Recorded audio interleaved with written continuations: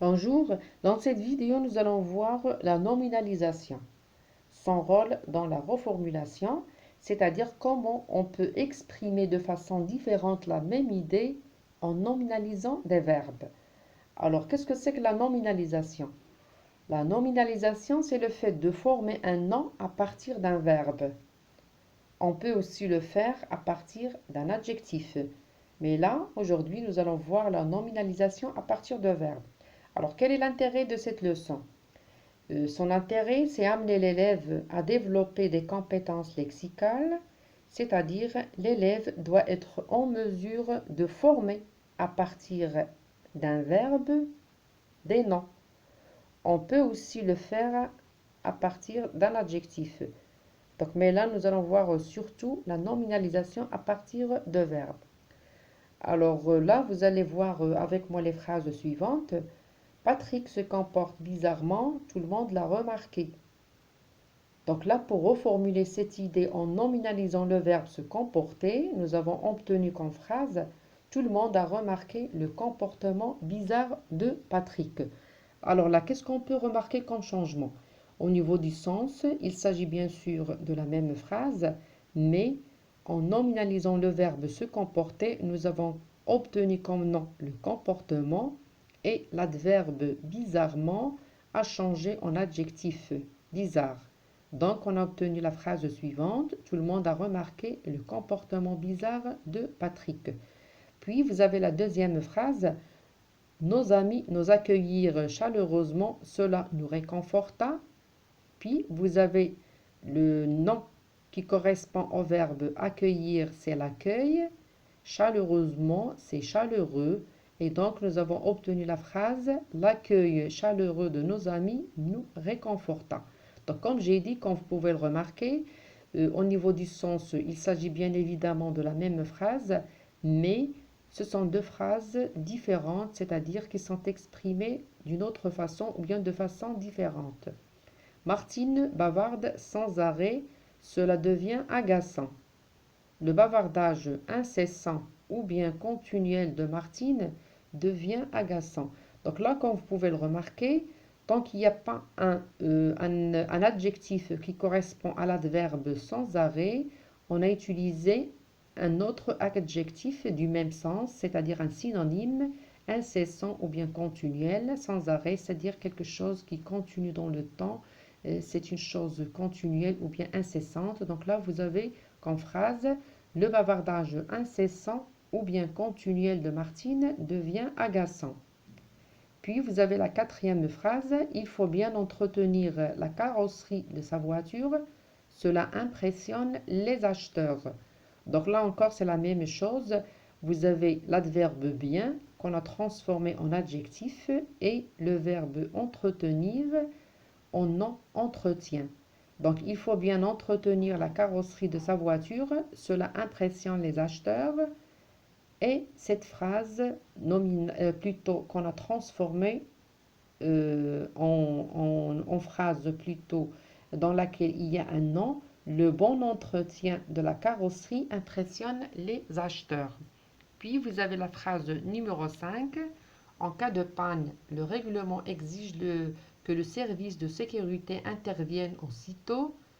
Puis vous avez la phrase en cas de panne, le règlement exige l'intervention immédiate du service de sécurité ou bien le règlement exige l'intervention immédiate du service de sécurité en cas de panne. Là, comme vous pouvez le remarquer, vous avez trois phrases. Bien sûr, au niveau du sens, vous avez toujours le même sens, c'est la même idée, mais qui est exprimée de trois manières différentes. Donc là, dans la première phrase, vous avez interviennent aussitôt. Donc, puisqu'on n'a pas un adverbe qui correspond, plutôt un adjectif qui correspond à l'adverbe aussitôt, donc on a utilisé l'adjectif immédiat. Et vous avez bien sûr le nom du verbe intervenir qui est l'intervention. Donc, on a obtenu les deux phrases que vous avez.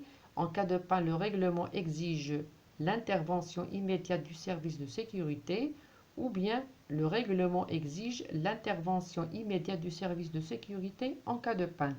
Donc, c'est pour cette raison que nous avons dit que la reformulation joue un rôle très important, ou plutôt la nominalisation joue un rôle très important dans la reformulation. C'est-à-dire en nominalisant, on peut jouer comme on veut avec les phrases et bien sûr tout en gardant toujours le même sens. Puis vous avez la phrase numéro 6, modifier un peu le titre, cela suffira à le rendre plus net, c'est-à-dire plus clair. Donc là, vous avez la phrase dans laquelle vous avez la nominalisation du verbe modifier, une petite modification du titre, ou bien une légère modification, ou encore une modification partielle du titre, suffira à le rendre plus net. Donc là encore, comme vous pouvez le remarquer, on peut exprimer la même idée de trois façons différentes, ou bien en utilisant l'adjectif petite, légère ou bien partielle. Et bien sûr, ce sont des adjectifs qui ont le même sens que l'adverbe peu, un peu modifie un peu le titre.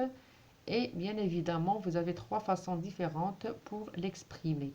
C'est ça l'intérêt justement de la nominalisation, c'est-à-dire reformuler, exprimer de façon différente ou bien exprimer autrement la même idée. Donc là, qu'est-ce qu'on peut déduire?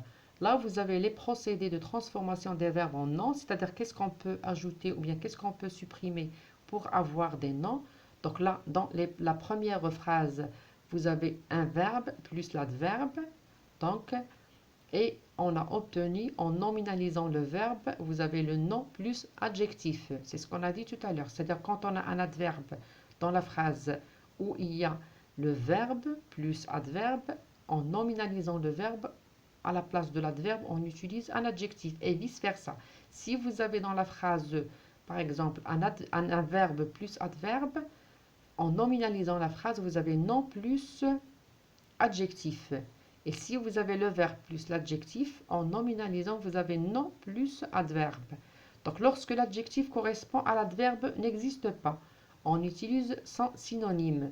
C'est le cas par exemple des phrases 3, la phrase 4, la phrase 5 et la phrase 6.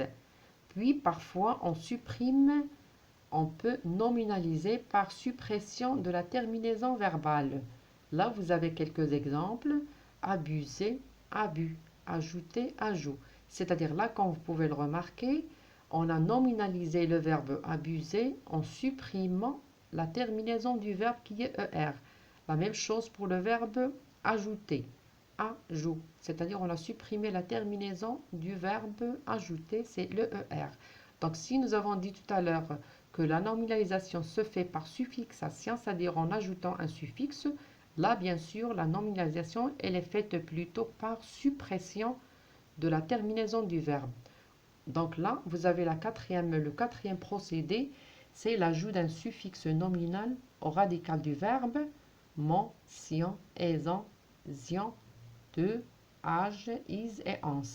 Là, vous avez quelques exemples. Dans ce tableau-là, vous avez des noms, des verbes plutôt, qu'on a nominalisés ou bien par ajout du suffixe, ou bien par suppression, ou bien par changement du radical du verbe.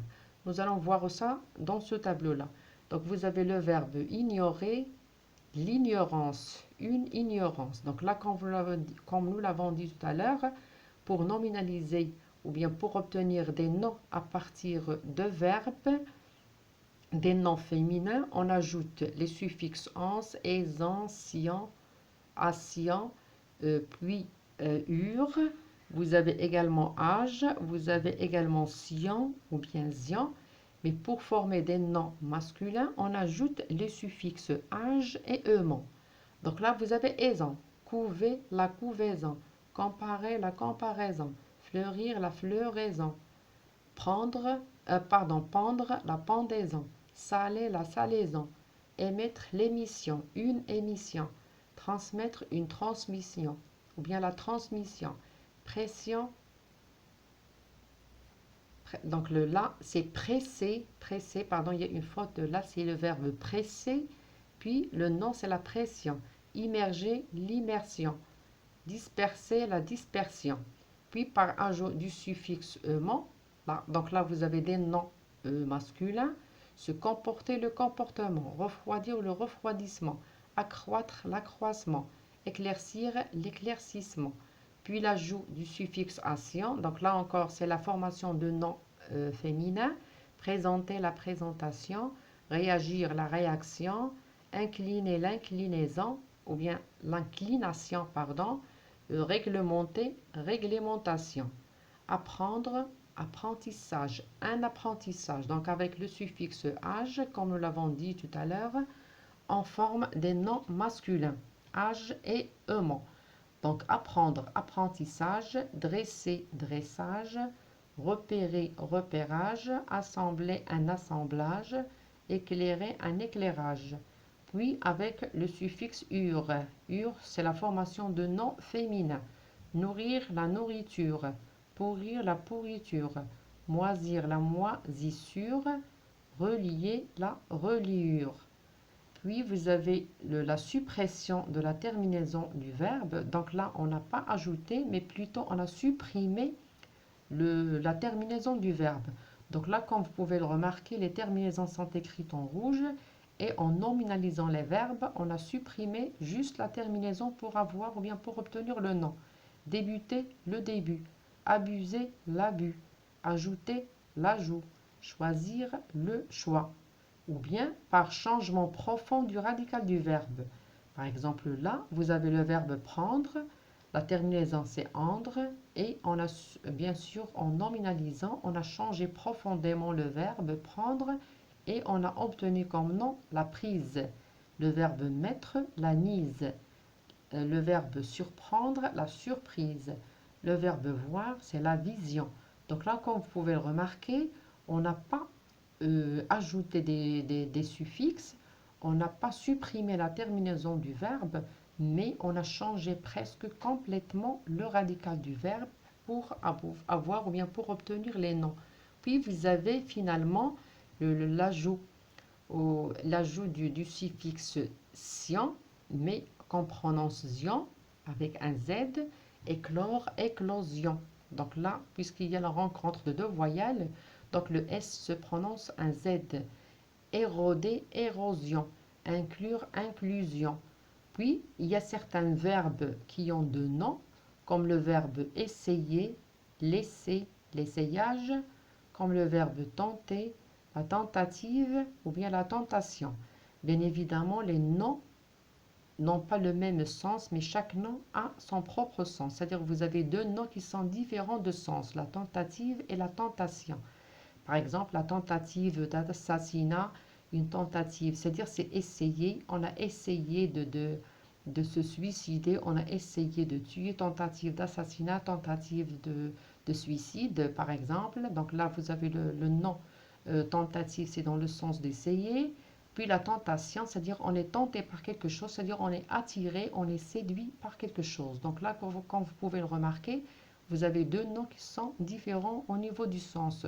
Puis vous avez d'autres verbes qui n'ont pas de nom carrément, mais on emploie des synonymes puisque ce sont des noms, plutôt des verbes qui n'ont pas de nom. Par exemple, le verbe revenir. Donc là, il n'y a pas de changement au niveau du verbe, c'est-à-dire au niveau du radical du verbe. Il n'y a pas ajout ou bien suppression d'une terminaison, par exemple, mais on donne un nom qui a le même sens que le verbe, donc c'est un synonyme. C'est le cas du verbe revenir. Vous avez comme nom le retour, le verbe raconter qui a comme nom le récit. Donc là, comme vous pouvez le remarquer, ce sont des noms qui n'ont rien à voir avec le verbe, mais ce sont des noms qui ont le même sens si vous voulez. Donc, le radical du verbe peut parfois subir des modifications, c'est-à-dire en nominalisant, il y a un petit changement ou bien un changement léger qui touche le radical du verbe, comme le verbe s'évader, évasion, envahir, invasion, le verbe vendre, la vente. Donc là, D, le H et le D du verbe s'évader, on les a changés, bien sûr, ou bien c'est un changement qui est léger, qui a touché le radical du verbe, et bien sûr en nominalisant, on a ajouté le suffixe ion, ion, I-O-N, ou bien vente pour le verbe vendre. Et là, ce sont des cas, si vous voulez, particuliers. Et voilà donc, j'espère que vous avez compris cette leçon. Et en attendant vidéo, ou bien la prochaine vidéo. Je vous souhaite une très bonne chance et à très bientôt.